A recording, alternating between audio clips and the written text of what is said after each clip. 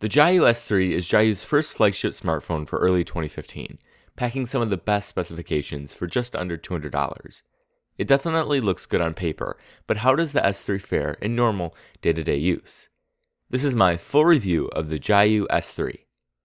The Jiayu S3 is available in two different variants, one with 2GB of RAM and another with 3GB of RAM. Both of these variants are only sold in black, although a silicone case is included in the box.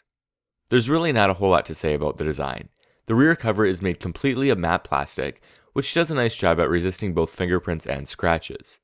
You can remove the cover fairly easily to access the battery, dual SIM card slots, and a microSD card slot. The phone does have a subtle curve, but still retains the side edges that make the device easier to grip.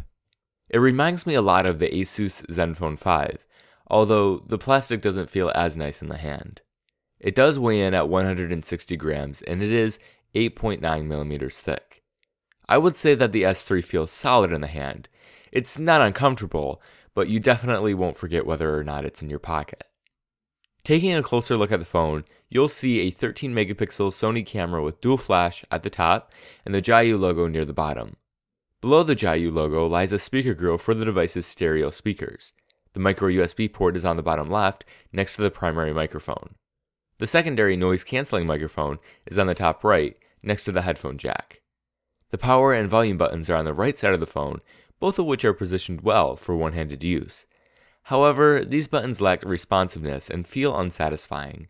You really have to push the buttons to get a response from the phone, which can be annoying, especially when you're trying to adjust the volume or quickly lock the phone. Fortunately, it does support double tap to wake in addition to a few other gestures which launch specific apps. Taking a look at the front of the S3, you'll find a 5 megapixel Samsung front-facing camera on the top and 3 capacitive keys on the bottom. These 3 buttons are illuminated, but it's so subtle that you probably won't notice the illumination unless you're in a dark environment. That's actually okay though, since the outlines of each button are present without illumination. There's also a notification LED at the top left of the device, which flashes a very bright green for missed calls and notifications. Overall, the design is admittedly pretty basic. There really isn't anything unique about it. It's made completely of plastic, it's only available in black, and just kind of looks plain out boring. I do have to give Jiayu some credit for not copying Apple here, but there's really nothing unique in terms of design. However, if you do happen to like simple and understated, then you'll likely find yourself favoring the design. The 5.5-inch 1080p IPS display looks pretty good both indoors and outdoors. The display is incredibly sharp, but the contrast ratio is slightly less than recent phones that I've tested. The viewing angles are very good, but the brightness range could have been better.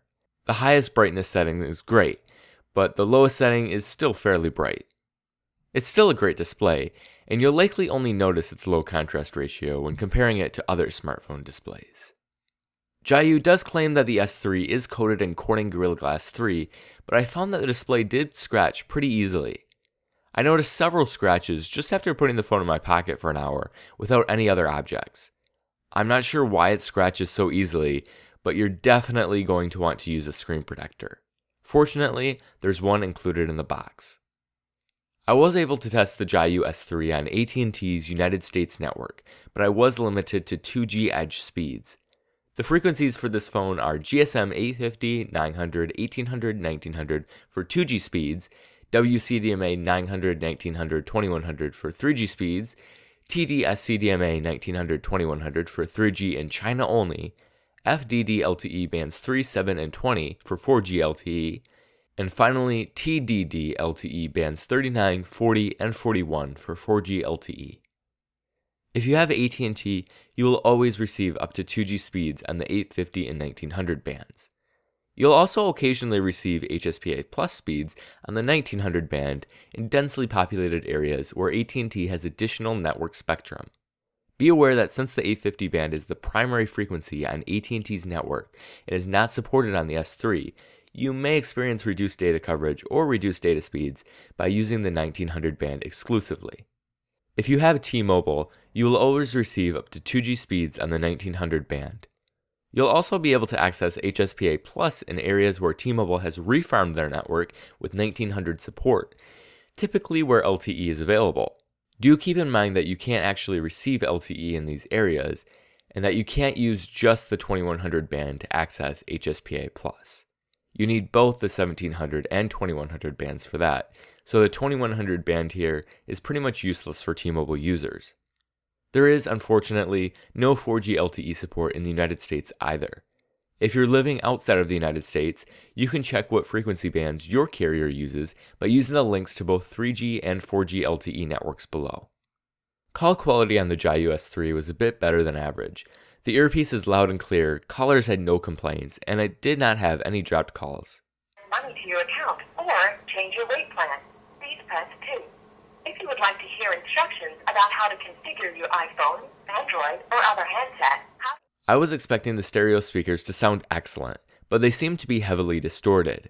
The speakers don't sound any better than average, and they can arguably sound worse at full volume. Full volume is fairly loud, but the speaker is also easily blocked on flat surfaces.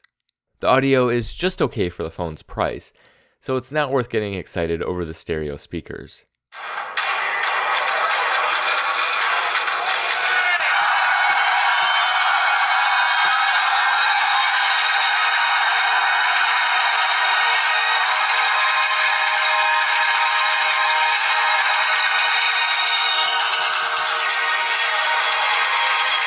The 13 megapixel Sony IMX214 rear camera with an f2.0 aperture was pretty hit or miss.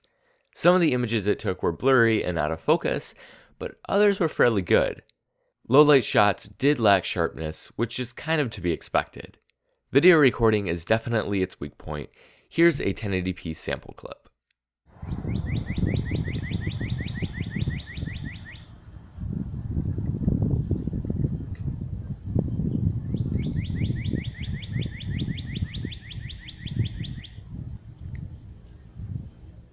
The Jiayu S3 ships with a skinned version of Android 4.4.4 KitKat. Upon boot, you'll find completely different icons, Jiayu's own customized launcher, and just some general UI changes. The good news here is that Jiayu did include a Themes app with a system option, which changes the icons back to the defaults and also tidies up other areas of the interface, including the notification shade and dialer app. I have replaced the Android open source project keyboard with the Google keyboard from the Play Store, installed the Google Now launcher, and also refused to use anything but the system theme. My experience has been pretty good with the software, however, there are a few things that I wanted to know. First of all, Jiayu replaced the unlock logo on the lock screen with their own logo, which just seems to be very poor branding. Secondly, the notification shade doesn't allow me to swipe right to dismiss notifications. You have to swipe left. Swiping right literally does nothing for dismissal. Finally, the toggles on the notification shade use the ugly hollow blue, which should have been replaced with white as of Android 4.4. Aside from those few complaints, the software is actually pretty good. I was especially thankful that Jiayu included a super user root toggle in the security settings, which allows users to root the device without the trouble of doing it manually. Just to be clear, this is disabled by default for obvious security reasons, but it can be easily enabled. There are not any root methods for the MT6752 out at the moment either, so it's good that Jiayu offers the option. Although there hasn't been any official news regarding an Android 5.0 Lollipop update, I do have faith that Jiayu will release an update within the next few months. Jiayu has been pretty good at keeping their devices up to date with the latest software and bug fixes in the past, so I have about 80% confidence that the device will get a Lollipop update. After all, the Jiayu G4S that I reviewed last summer was one of the few MT6592 phones to receive the KitKat update. Jiayu is a very respectable brand and has actually released an over-the-air update to fix some initial bugs. Powered by the MediaTek MT6752 octa-core Cortex-A53 64-bit processor clocked at 1.7 GHz, the S3 is a very powerful phone. The benchmark scores are also pretty good, scoring at 39,890 in Antutu and 805 single-core, 3,888 multi-core in Geekbench. As I stated earlier, there are two variants, one with 2 GB of RAM and another with 3 GB of RAM.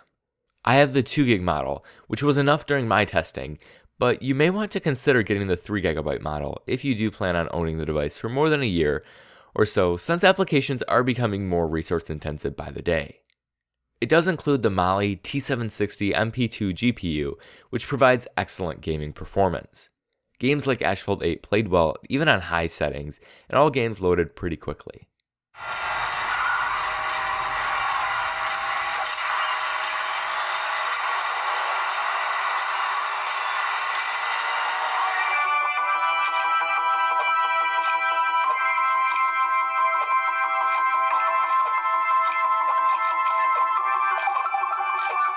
The S3 does have 16 GB of onboard storage, with an option to expand up to 64 GB via the microSD card slot.